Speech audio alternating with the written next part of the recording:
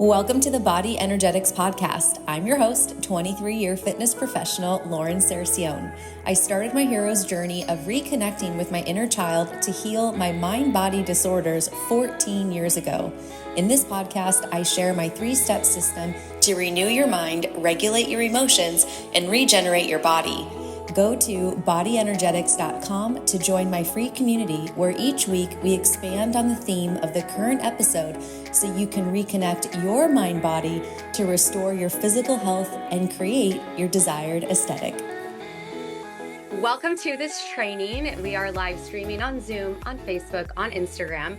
So that way this can live forever. And I'm even going to make this an opt-in on my website so that if you want to have a PDF for journal prompts, you can have that.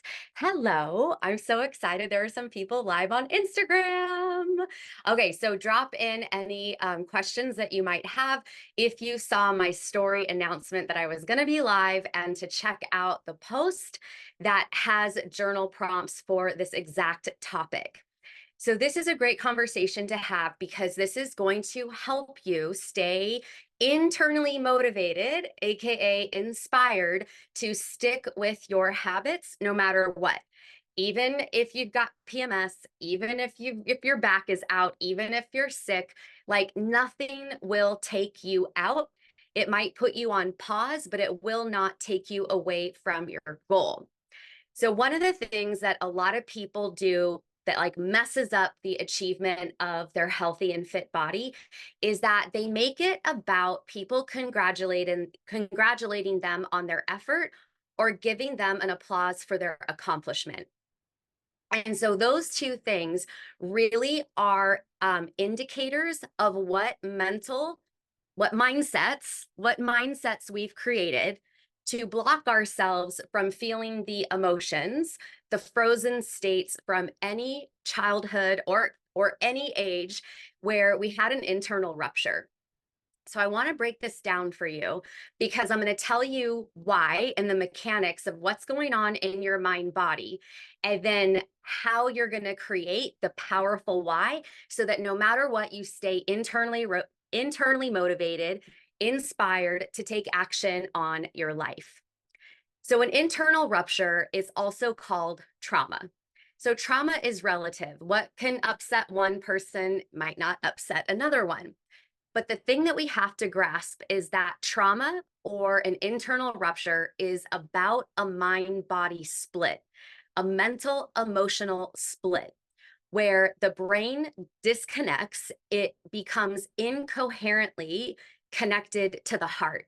And we can understand this from Heart Math Institute and brain and heart coherency breathing, that when we slow our breath down to 5 seconds in and 5 seconds out, we're telling the physical heart there is no stress, there's nothing to run from.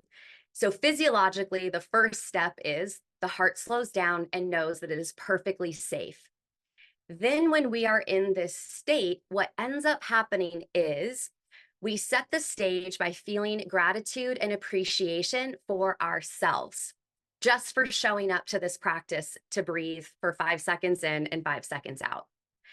Then in this practice, we think about something that if we were to experience it in real life, would make us feel love, joy, appreciation, kindness, or care.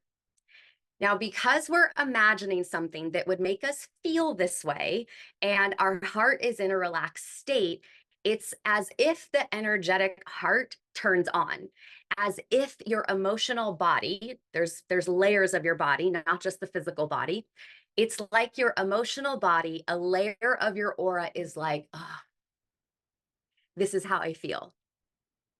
And what happens is that signal that's coming from the heart, that emotional frequency of love, joy, appreciation, kindness, care, then sends a signal into the brain waves.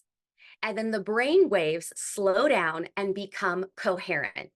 And oftentimes they get into the state of theta. And theta is when we are in a highly receptive state. And that is also a state that we were in our developmental ages, generally like 4 to 7. So we're putting us in a very highly suggestible state of mind.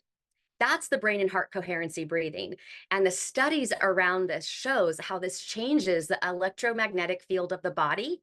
And then what happens physiologically in health when the brain and heart get connected, when they are coherent. So anytime there is an internal rupture at any developmental age or stage where it is too much stress for the brain to comprehend of the feeling of bad, wrong, not good enough, too much, unworthy, unlovable, split. Anytime the physical sensations, the feeling sensation in the body is too much for the brain to comprehend, split. Brain and heart coherency breathing is where it's at to start to bring it together. When we have this split, a lot of things happen, a whole lot of things happen, but I want to share this with you.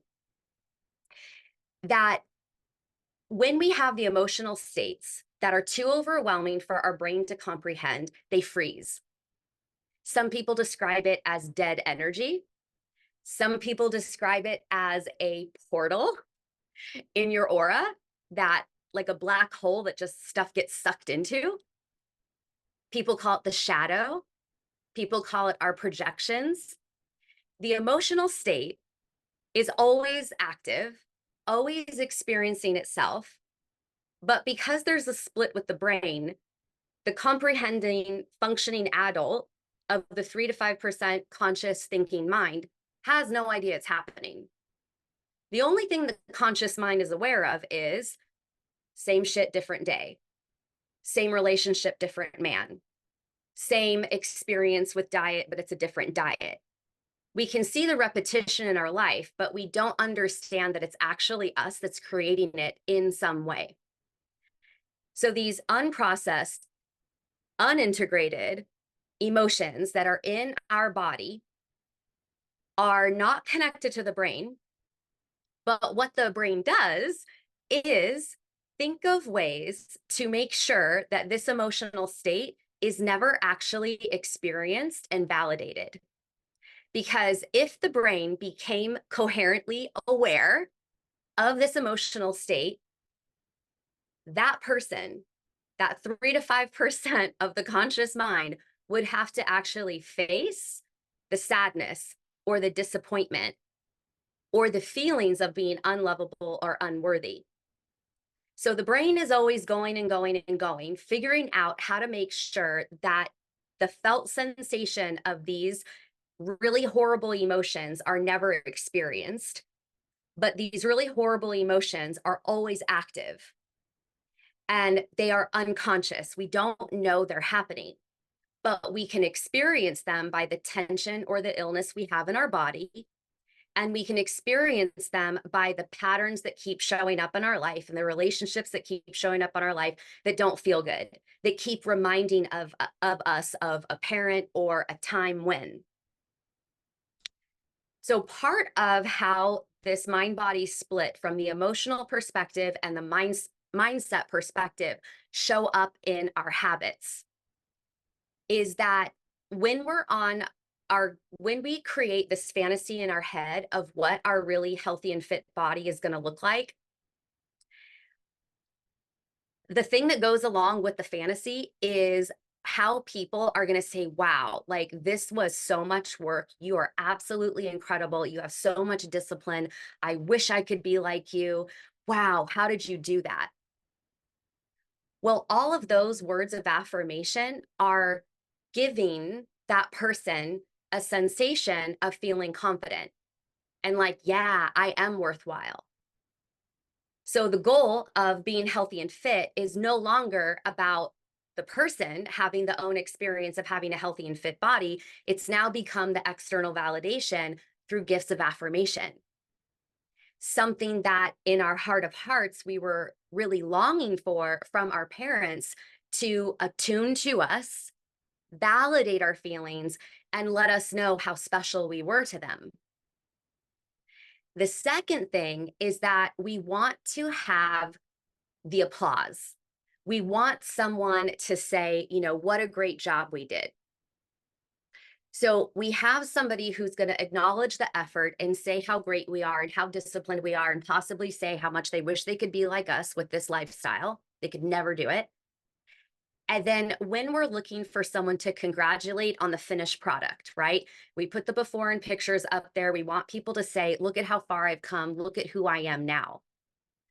Well, to make the applause the reason to get fit, that dopamine hit is so minimal. It's not going to last very long. That dopamine hit of having a bunch of people comment on a photo or do whatever it is that they're going to do is only going to last you a couple hours to a couple days. And then once that dopamine is worn off and you're back to the humdrum of regular life, you're actually kind of lower in your attitude and in your zest for life, or your zest for even doing the habits anymore, because now the dopamine kind of dropped below where you were on your way to this quote unquote finished product. And so if we're looking for something to like seal the deal of now that I've arrived, now I am worthy, lovable, I am good enough, I'm not too much, I am right, I am good. We think that the emotional body is creating this accomplishment experience of an end product as a way to not feel those things. Like it's trying to cancel out the feelings of not enough. So we've got the mindset that's going to want to have people validate, to say, yes, we're great, get those words of affirmation. Then we have the emotional body thinking that this one thing is going to make all of these feelings go away. So those are the things that we're actually up against when we set a goal that's based on the external. So we have to make the goal about the internal. And the body is the place where, we're accepted into society or not. It's the thing that if it dies, we're no longer going to exist, at least as a human, right? And then like whatever your idea is about spirit or the soul or energy, that energy never dies, it just changes. So there's really no death. There's the death of the body, but there's never the death of the soul or the spirit. But the body, to not understand how much the body is a partner with us mentally and emotionally,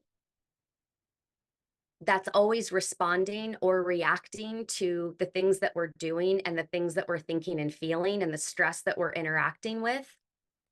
When we're not recognizing the body's role, and we think that we can apply a certain standard or an exact template to get a certain result in a matter of 3 months, it's really flawed. And the only way that we can get on board with this like guaranteed outcome is if we make it about the external, because we're following an external thing. We're basing it on the external. And when you meet somebody who's been healthy and fit for a long time, or they've been able to make substantial changes in their life, you'll hear them usually say that they had to work on themselves and they had to come to peace with certain things within themselves. So I want to share that with you today, an exact process for you to do this very minute to create a powerful why. Because this powerful why is going to be like the linchpin of you finally getting results and you finally being able to understand why you get sick, why you get a flare every time you set a goal, or every time you reach a milestone, or every time something comes into your path that is not aligned with you, that you can't say no to, so your body will say no for you. This is also going to help you attract the exact right tools of diet strategy, nutrition strategy, exercise strategy, programs, personal trainers, coaching containers. This is going to help you attract exactly what you need. So everybody needs something a little bit different. You ready? Here is how it goes. The first thing that you are going to do is take a moment to feel the first time you believed that you needed to change your body to be loved, accepted, seen, and heard. So if you're doing this right now with me and you're not driving, and hopefully you're in a squishy chair, you can put your hand on your heart if you want, lean back, close your eyes, and see if you can feel who you were the moment you realized there's something that you needed to change physically about you to feel connection. Because this is going to share with us what some of the frozen, unresolved, unprocessed emotions are that this feeling that's creating a belief about changing your body to then deserve or be lovable. It's telling us what that frozen state is. So really take your time with it. Maybe press pause if you're on a replay and really try to feel who you were, what was going on in your life, what it was like to maybe look down at your thighs or look at your stomach or look at yourself in the mirror or look at somebody else and realize, oh, I need to look such and such a way. Then I'll have ... So that's the first one. The second one is to feel into the very first diet. So who you were, what was going on in your life, how you were feeling about yourself the very first time you dieted. Now, I've met some women who've been dieting since they were 7 and 8 years old because their mom was afraid they were going to become obese. And so they put them on diets as they were a little bit chubby for their age group, according to whoever. So this can be any age. So anytime you started the diet, when was the very first time you dieted? And what were you expecting to have happen as a result of that diet? And what were you thinking about yourself? How were you judging yourself that made you want to do this, right? And it was probably something crazy, like a grapefruit diet or the cabbage soup diet. It was probably just starvation of really trying to cut your calories to prove a point, prove you could do it, have that discipline to then miraculously lose all the weight in 1 week. Maybe you lost some weight, maybe you didn't. And then whenever the wheels came off, because you cannot outwit your physiology, your body is going to eventually tell you to consume more than enough to bring you back to balance. So who were you and what were you feeling and what were you expecting was going to happen that very first diet? Because these two things, these two ages and stages are going to tell us a lot about the dysregulated, incoherent brain and heart state you're under and why your body backfires on you, why you sabotage yourself, and then also why when you fail, when you don't get the result, when you quit, when something comes up, the reason why you project onto other women who have the body that you want, you blame toxic diet culture or the patriarchy. Your projections are the emotional states of who you were when you believed that you needed to change your body in order to feel love. And they are just shooting out of you at wherever it makes sense for the context of your body goals to blame. So we blame diet culture, toxic diet culture, which is totally relevant, dating back to the Gibson girl in like 1890, where an artist with the last name of Gibson started sketching the ideal woman. who anatomically is impossible to create. I mean, with plastic surgery, you can do it now.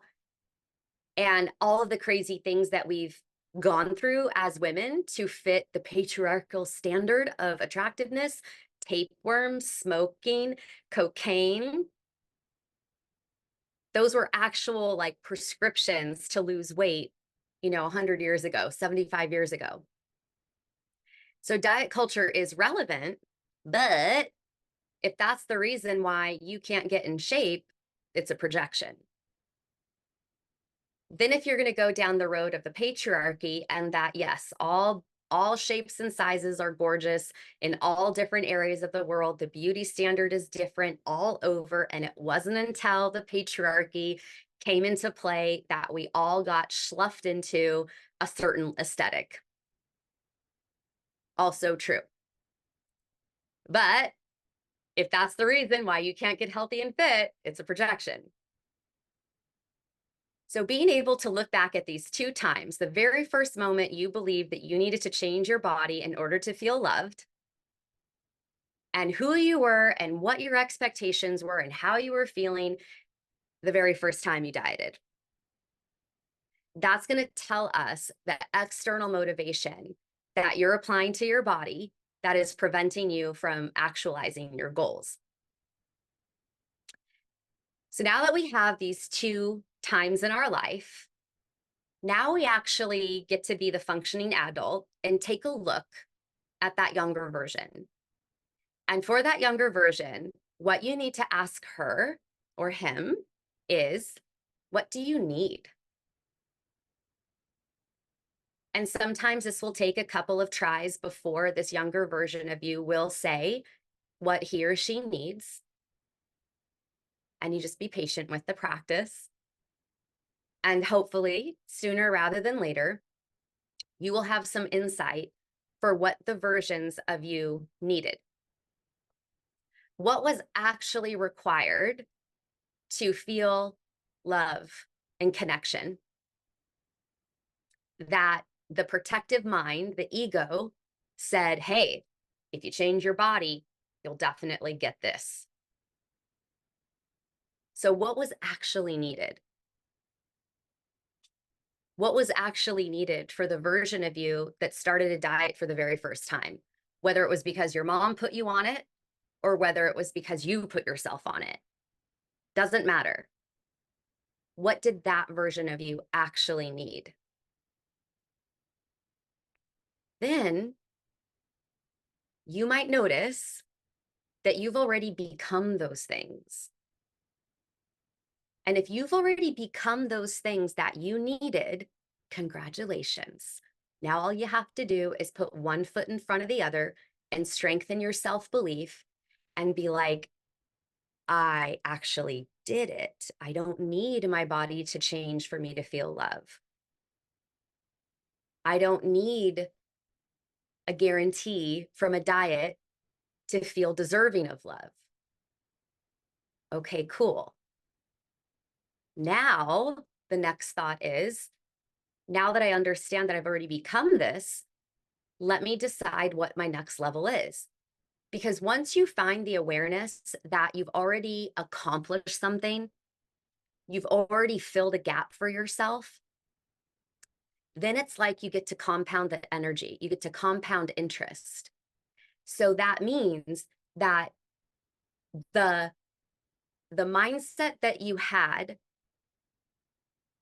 because you believe that you needed to change your body, that mindset is just a mindset or a template that gets applied to everything in your life. So you've already used this mindset to create fantastic things in your life if you did the work and you recognize that you've already become who that version of you needed. Now it's you validating yourself. So now you got to get the emotional body on board and be like, yeah, actually, I kind of overcame the void. So let me now emotionally validate that and talk to that younger version of myself. And that mental emotional reconnection, that's you getting another level of brain and heart coherency. When your brain and heart are coherent and you decide what you want, and you don't have that unresolved emotion messing up your vibration, magnetizing things to you that you don't want, now you actually get to create something.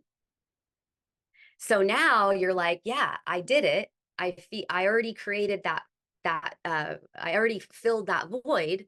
Now what do I want? So now you're pushing an edge. Now you're growing, and you will come up against another mindset that is protective, that is going to try to prevent you from your next level. You might get a flare, you might get sick, something might come up that prevents you from taking it to the next level. And that's the opportunity to look at a new, unintegrated, unprocessed emotion that now you are actually ready to deal with. If you have not become the person that version of you needed, now it's your job to do that.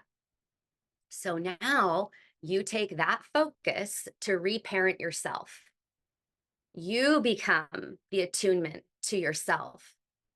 And instead of having the goal of the healthy and fit body, to have people congratulate you on your effort, congratulate you on your accomplishment, now the why behind all of your habit change is filling the void. You becoming the person you needed to be the very first time you believed that you needed to change your body to feel loved, and the very first diet that you ever went on. That is the why for your habit change. Then there might be an arrival where you look at yourself in the mirror and like, oh my God, I can see more of my abs. Like the first time I saw that I had ab definition was I was taking off a sweatshirt and my training partner snapped a picture because there were visible abs. And he's like, look, and I look, I'm like, oh my God, I did it. And it didn't last because my weight fluctuated after after I started integrating foods that gave me inflammation, and I boomeranged from being super strict with dieting and anti-inflammatory food. But now they're like coming back. I don't know if you can see them here. So there might be an arrival. There might be a time where you look at yourself and you're like, I did it. But you cannot stop there. It's like letting stale water be a perfect breeding ground for mosquitoes. You cannot stay at the arrival of whatever your body goal was, because it will go away. If you think it arrived, you think that you hit a destination, you will no longer have the energy to keep up with the habits, because now you don't have an incentive, right? Because if we thought there was an arrival, it was really because we wanted the external validation to fill those voids. We wanted the dopamine hit. So filling the void is something that I learned for myself when I was tracking macros on a reverse diet and on my anti-inflammatory eating list, because it was so restrictive. And because it was so restrictive, and because there really wasn't, it was also like in 2021 and 22, 21. I don't know when it was, but it was like mostly during lockdown time. So there also wasn't a lot externally to focus on. So because there wasn't a lot of very many outlets for expression of emotions, a lot of times we eat when we're bored, right? Because we get a dopamine hit when we eat food. Serotonin too.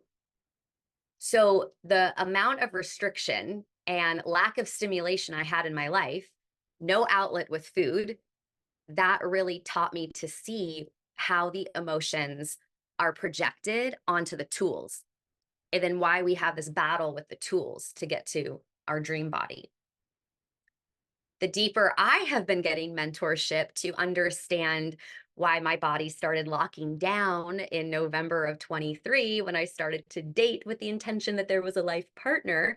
Since I've been getting mentorship around those unprocessed emotions that have to do with people outside of me, not just my relationship with food and my body, now I'm really understanding that it's these developmental ages and stages that we can put ourselves back into and look at the goal of the dream body or being healthy and fit as the focal point to put our energy to become the person we needed at those times that we had the internal rupture.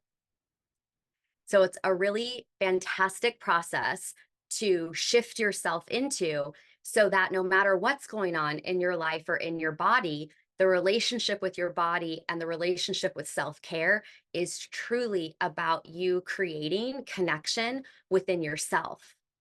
And as you create the connection with yourself with brain and heart coherency breathing, your nervous system gets more and more into a ventral state. And the ventral state is the state of connection. And we are a collaborative species that has gotten super messed up with trauma. Everybody trying to get their needs met, conquest, war. So the more of us that get into a ventral nervous system state, the more we can become a ventral tether. And when we are a ventral tether to other people, people's nervous systems become more regulated. And it's not that we can fix anybody or that there is a inflated sense of self because of this ventral state. It's that the more we do the work to keep ourselves regulated, and when we connect with people, it just creates an opening for people to feel something different than blocking an unprocessed emotion, feel maybe something different than tension in their body. And then because they're feeling something different, they may actually magnetize to them exactly what they need, and their life will start to change just because you were in the vicinity. So there's a much bigger context to taking care of yourself, in my perspective, that can reach so many people, but first always reach yourself so that you can become healthy and fit. And you can recognize that anytime you're having a hard time with your body or the tools, that it's really about a void that you can fill for yourself or that you already have. And you just have to find that self-validation. And then the body will keep coming and evolving and getting healthier and healthier. So that was your training. We're 30 minutes. Oh, I'm so glad. So this is going to go onto YouTube. I'm going to chop it up into a bunch of clips to put on the Body Energetics Instagram at Body Energetics with an X. If you want support, you can totally join bodyenergetics.com. That is my gamified coaching community where I give you all the tools and a step-by-step action plan. The more you interact with the platform, the more chances you get to win a small group coaching call on the first Saturday of the month. So if you're someone who has thought to themselves, man, I wish I knew a personal trainer that I could pick their brain over a cup of coffee, you can go do that at the Body Energetics community. And the more questions you ask and the more responses you get from me and the deeper you go, the more opportunity you have to get personal coaching from me on that first Saturday of the month. The other thing I want to tell you about is renovation, which starts next Monday, so August 19th. Right now, the price point for just mind and body or just feelings and food is $1,000 each. Or if you want to do both, it's $1,250. We meet on Tuesdays at 11 a.m. Pacific time to do activation exercises in your body. That's going to activate your energy. It's going to stimulate unprocessed emotions in your body. We are going to activate them on purpose so that you can start to process them. And I'm going to teach you how to process them. On Fridays, we're meeting at 11 a.m. Pacific time as well. And that day, we're talking about feelings and food. And I'm going to share with you how you can look at your relationship with food through attachment theory. So we're going to use branches of psychology to help you understand how your body is functioning, how you are creating a relationship with food so that you can correct them, so that you can actually have a good experience in your body. So you can email me, Lauren@laurencercione.com. You can DM Lauren Cercione on Instagram, private message me on Facebook, and yeah, maybe you'll be there on the 19th. Otherwise, just hit up bodyenergetics.com and join the community. Thank you so much for listening to this episode. If you found it helpful, please give me a 5-star rating and review. Share it with your friends. Tag me on social media at Body Energetics with an X or at Lauren Cercione, and I'll reshare you to my story. We'll see you in the Body Energetics community at bodyenergetics.com.